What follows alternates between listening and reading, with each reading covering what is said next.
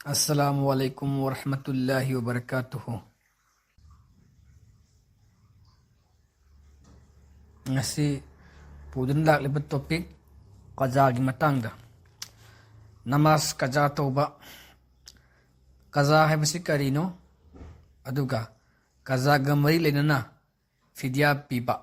Masih karam mano karam tawna pigani masih pibasi chumbra adan sihiba migi fidya pibasi karai faba lekte leibagi kari matangda masih matangda kari haina lakpage Quran amasung hadista haibado kaminase ahan maktada mi ama sibada karigumba asibadugi namaz khara natraga subtau tau khidraba adugumba misaktugi namaz tawhodabagi maulbi kharana chatsatuna natraga alim amana chatsatuna yumthong adugum asikraba imundi yumthong kuding chattuna natraga asibadugi mi amana namaz tawkhibadu sing taw namaz ton kiba singdo singdok pinaba haina akhangba alimni haiba amada chattuna fidya pithoktuna namaz kaza singdoknari masi kadai fabu chumba haibadu khangminase ahanbada qaza karino ahanbada qaza karino haibasigi masigi harufamsi qaza haiba wahaisigi artha karino khangdabadagineba qaza haibasi karino haibasi ahanbada muslim ayamra artha khangdeba qaza haibadi nanthokhiba haibaneba mi masana namaz tawbagi hainabi leitraba thadokhiba natraga masana namaz tanbadagi natraga thawoidabadagi thadokhiba haiba natteba qaza haibadi nanthokhiba haibaneba karigumba achinbadagi kawkhibadagi adar tumubadagi nanthokhiba haibaneba qaza hairaga thadokhiba natteba namaz thadokhiba haiba natteba qaza harise Allah ki Rasul haibirami madudi qaza oibadi supnatagi thawdo ani khaktadani madudi tum khiduna namaz matam hindokhiba amason namaz matam kauthokhiba duneba namaz qaza haribase qaza haim nanthok qaza haidi nanthokhiba haibneba ada namaz nanthokhi doribase karam kana nanthok ka doribno haimatamda amana kari tum khibadagi hau thiengiba natragana tumkhibadagi namaz matam hindokhiba nanthokhiba natragana akagi kauthokiba namaz matam du kauthokiba thabu achinba amadagi adu khangni ningsingakba aduna khangni ningsinga amena nanthokhiba taredana adagi tumur holkandana ngasi ai namaz matam hindokre adadi mana masjid hindokre adadi mana nanthokhiba taredana aduni sida hairisi namaz nanthokhiba haibadune samsan harakanda aduda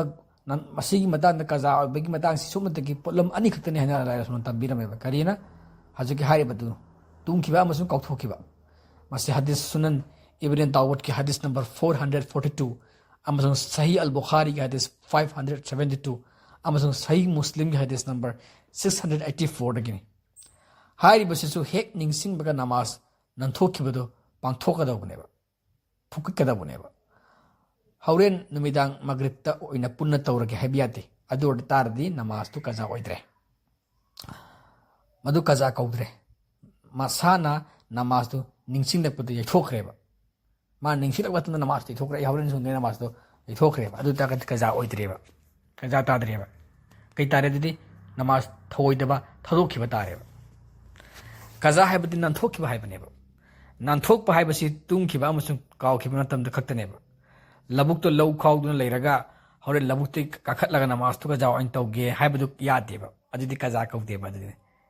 qaza haibadi singba haib natte nanthokhi potu singba haib nanthokhi haib singba se namaz singbi ar se only nanthokhi taneba nanthokpa se karam kanun haib kana kawkhiba natraga tumkhiba ro hawlak paduneba ada nanthokhi duneba ai homlakan thabuk dunia gi thabuk kana suleraga hauren ai namaz to hauren punna solage amagrib tantre esa yum hala solage adudi kaza su ko didu singba su ko didu namaz to thawoi de badagi nan thadokhreba aina to dunia gi thabuk tunam hena lum lawkreba adi namaz lawdi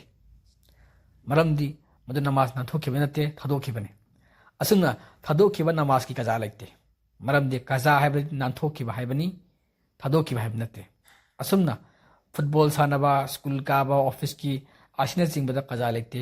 थादोखिबनिना करिगुम महाकना मतम काइथोक्तुना नमाज तहौद्रबदि अदुगा फिदिया अमु येसे फिदिया से करिनो फिदिया अर्थदि मांगखिबा मेनखत हाइबनेबा मांगखिबा मेनखत पा याबै वखमसि Quran असुमना high सूरा अल बकरा की कुरान की सूरा अनिसबा आयात 184 दा सुनना पल्ली अदुगा कनागुमना सहियनबदा वाना थदोक्लबदि फिदिया पीदबनी हाइबदि सॉरी अदु कनागुमना सहियनबदा हादि रोजा तौबदा वाना थोक्लबदि फिदिया पीदबनी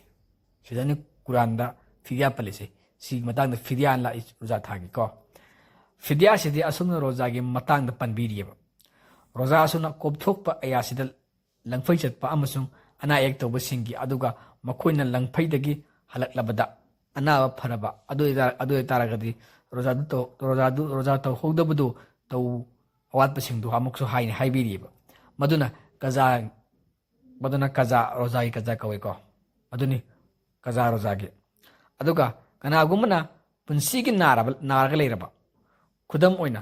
क्रोनिक डिजीज हाइबदि कोई कुम चुप्पगी नार लेरबा अदुंबा महाकिदमगी फिदिया पीबा ताई रोजा था खुदिंगी अदुगा नमाज किदी लान मरक ओइगेरा लंफै ओइगेरा नारग फमुंग तारबा लेगेरा लेरी फिरमदन अदुमक नमाज तौबा ताइबा मरमदि नमाज दि अल्लाह ना अकंगना मतमदा पांथोखदबने ना हाइदोखरेबा सूरा निसा सूरा मरिसब कुरान के या चाम अहम सुबदा अदुगा करिगुम मफम चाद्रबा कीजरबा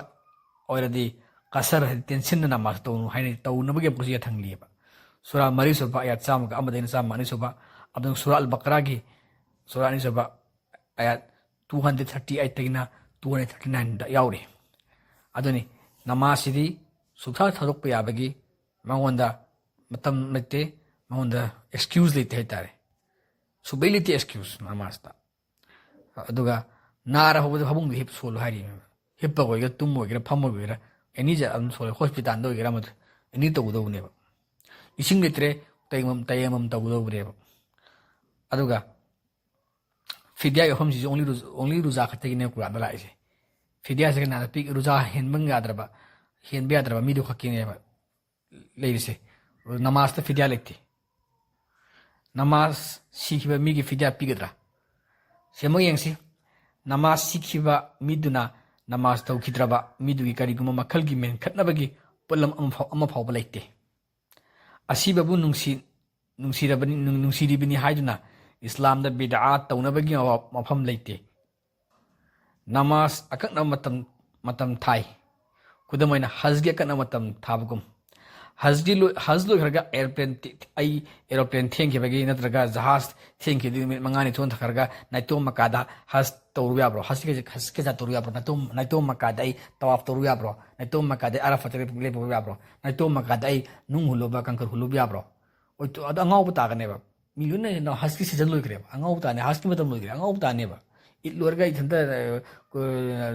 इत नमाज के लुसोन्ना अदुलो हज चत तवाफ तो नो लोरगान आई अदि मतुंग आई जहाज थेंग यौरेना आई लमखांग दा जहाज थेंग यौरेना इजोम दा आई अराफत लिपु ब्याबर तवाफ तो याब्रो अदु समाने नमाज अदुगुम समाने अल्लाह ना याबा पीते मरमदुना असीबगी नमाज तौखि असीबन नमाज तौखिदबदुगी फिदिया लेते इस्लाम दा असीबगी नमाज की फिदिया लापसे हनफिगी आलिम अमगी अरान फतवा अमसुग वखलना सेंगतपा पोसक अमने 18th century की मुहम्मद आमिन इब्न अबीदिन कौबा आलिम अमना इबनेबा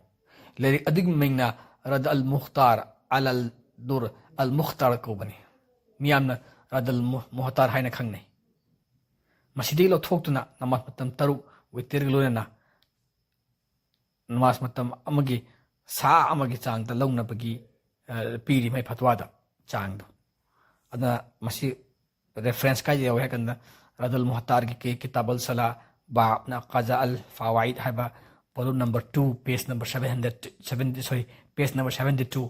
दरल फकर हाइरिबा अलिम सिना कजा की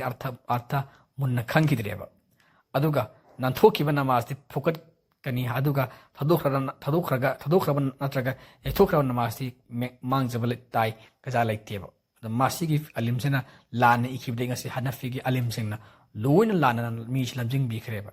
मसी अरान बनी मसी वाखल सकतपा पोटने रसूल अमसुंग साहबा सिंगदगी नत्ते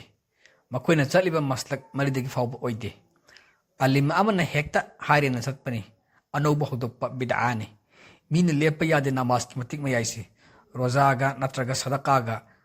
चांग ओन्नरगा नमाज ने रोजानी सदकानी फतवा थमको कुरान की मतुंग इनसी अमसुंग रसूल की मतुंग हान इनसे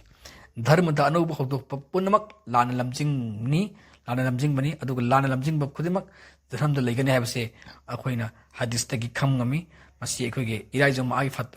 इराइजुम आगे बयान दस तुम तोइना इमाम सिंह थीथरिबनी सुनन नसाई हदीस नंबर 1578 तगनी नमाज की फिदिया पीरगा कोक पियारम लदी इना कैरा खुनब सिंगदी फजना नुंगाइरनी पृथ्वी सिदा अदन धर्म द पैसा तानबई लंबी हांगदोक्लुसी दुकान हांगदोक्लुसी धर्म की को अखोइगे सुगुम्बा आराम थबक तौरसी नमाज नांथोखरदे उपाय कायम लेते नमाज नांथोखरदे लई नांथोखिबगी लेबा नमाज नांथोखिबगी जा तौबी आय नांथोखिबदुगी फुकट पि आयबा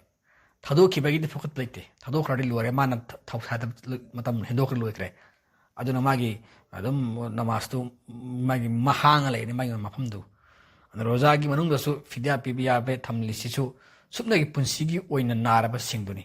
अदुगा लंफै चतप सिंगी ओइनादी मयुम योरग अवापदु सिंहल्ले असुन नमाज किसु अकीबा नुंगाइतबा चादम लान थेंगरदी कसर नमाज तौनब ताकपीरे नमाज तु मरी सुलमदु अनि कक्थना अदुगा कजा यारेसिसु सुपनगी पुलम अनि खक्तनी तुमखिबा अमसुंग कावखिबा मसिदा लेरे लौसिंगी सोजै पुरोहित लेबनी धर्म योनबा अमसुंग सेंदानबा मसिदगी चेक्सिनमिनसी अमल अमसुंग इबादा हाइबसिदि नखै सेंगदौबनी अदुना मदु कुरानदगी ओइदौबनी अमसुंग रसूल उलंबा अदुदगी ओइदौबनी मियोबेगी वखल सेंगदला सागतलगा फतवा इरगा अखोइना अनौब पुथोकदब नते मदुदगी खोइ हिंगना भोटनमिनसे अदुना हाइनिंगेबदी काजा से कदान तगुनेबा कांदा सुगनतगी नांथोखिबा कावखिबा तब नांथोखिबा सॉरी कावखिबा अमसुंग नांथोखिबा अदो थादोखिबा नतबा थवोइदबदा थादोखिबा नतबा अदु थवोइदबिदन थादोखिबगी कजा ओइद्रे अदुम हांग लाइखने लोरे मदुगी माइ मांगजबने अदो माना मदु मिंखल खेगदि नफली इबादत यम तौबताई अदुगा अफाब थबक तौबताई नफली इबादत यम तौबताई अदुगा मिंखतपदि लेत्रे नांथोखिबसिंगदुगी माइ मांगजबने अदुगा अखोगी सीखिबा मीदुगी माना सीखिबा मीदुना सागी माना नमाजतु मपिन चुप थवोइदना थदोखर पोतुबो कमाइना माना पैसा ओना दुर्मबा अदुदी याना धर्म से फागी तथुरकपने बाजुदी याम लाइफ यामना फागी तथुप कवेबा दु पोतो थवोइदबा कवे उसितबसु कवेबा नमाजिबा पैसागा मान चांग ओन थोकपु तारकदी कमाइना फिदिया हाय पुला इजु रोजा खकिनी रोजा की फतिवाला इजु कदम कांगबु एक्सेप्शन नारग लेरबा कोई क्रोनिक ओइना डिजीज ओइना थाइन सन हाय कांदा हार्ट डिजीज नार लेरबा मपुन चुपगी चखाव हिदाक चारग पुन चुपगी लेरबा चखाव हिदाक चार नार लेरबा कैंसर नार लेरबा चरा हिंबिया रोदबा अदगी खोगी फमुंग तारग लेरबा खोगी हिदाक कापना दम लेरबा याद्रबा अदु मीदु खकी वानी अदु मीदु देम को माई फिजा बिबे वानी ना अदु फिजा बिदे चुमनगी मसा फबा मी नाबा जुदी अनाबा फरगा अदु हेंगतल मेंखतलु हाइरिबा जकजा तु हाइरिबा रुचादो अदुना सिगी पोसी सिदा दुम खंग बियायबा सिखिरबा मीदुगी फिजा लेते सिखिबा मीदुदी माइ मतम लोइक्रे परीक्षा लोइक्रे माना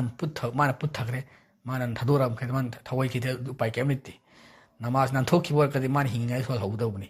अदु नांथोखि बन थदोखि पोतुदी हिंग मेंखनाय कायदे लेते अदुना सागी सिदा लोइरे वरियेबो अदुना से कजागी आठा से खंगोबा अहमदा कजा से नांथोखि पोतु फुकत भाइबनी थदोखि पोत नते थदोखरदे माना थदोखरे लोइरे आइनि एग्जाम थामदमदा आई काव सी आंसर से काव एग्जाम थारि मंगदा सिगी क्वेश्चन से काव से थौरे अमक यम की इगेना इबीआई आंसर स्क्रिप्ट अदुगा नमासु आई लो आइनि एग्जाम दा लोइरे ना युम योरागा थोलागा अमक हले एग्जाम चंगुबा यारोइबा अदुगुमनी अदुना खगी मुन्ना खंगदौबनी अखोइना भाबना सागलागा धर्म चलदबनी ꯑꯗꯨꯅ ꯌꯨꯝꯐꯝ ꯂꯩꯇꯕ ꯊꯕꯛꯇꯣ ꯑꯩꯈꯣꯏꯅ ꯑꯃꯜ ꯇꯧꯔꯗꯕꯅꯤ ꯑꯗꯩ ꯏꯕꯥꯗꯠ ꯍꯥꯏꯕ ꯄꯣꯠꯁꯤ ꯇꯁꯦꯡꯕ ꯐꯣꯡꯕ ꯋꯥꯍꯩ ꯑꯐꯪꯕ ꯋꯥꯍꯩ ꯃꯌꯦꯛ ꯂꯥꯕ ꯋꯥꯍꯩ ꯑꯁꯦꯡꯕ ꯁꯔꯤꯠ ꯆꯠꯀꯗꯧꯕꯅꯤ ꯃꯤꯅ ꯁꯦꯝꯕ ꯁꯔꯤꯠꯇ ꯆꯠꯀꯗꯕ ꯅꯠꯇꯦ ꯚꯥꯞꯅ ꯁꯥꯔꯒ ꯅꯃꯨꯅꯥ ꯑꯣꯜꯂꯒ ꯋꯥꯈꯜꯅ ꯁꯥꯒꯠꯂꯒ ꯁꯦꯝꯕ ꯃꯁꯂꯥꯗꯣ ꯑꯗꯨꯗ ꯏꯕꯥꯗꯠ ꯇꯧꯔꯣꯏꯗꯕꯅꯤ ꯑꯗꯨꯗ ꯏꯕꯥꯗꯠ ꯇꯧꯔꯣꯏꯗꯕꯅꯤ ꯑꯗꯨꯅ ꯃꯇꯥꯡ ꯑꯁꯤꯗ ꯉꯁꯤꯗꯤ ꯁꯤ ꯍꯥꯏꯔꯒ ꯂꯣꯏꯁꯤꯟꯖꯔꯒꯦ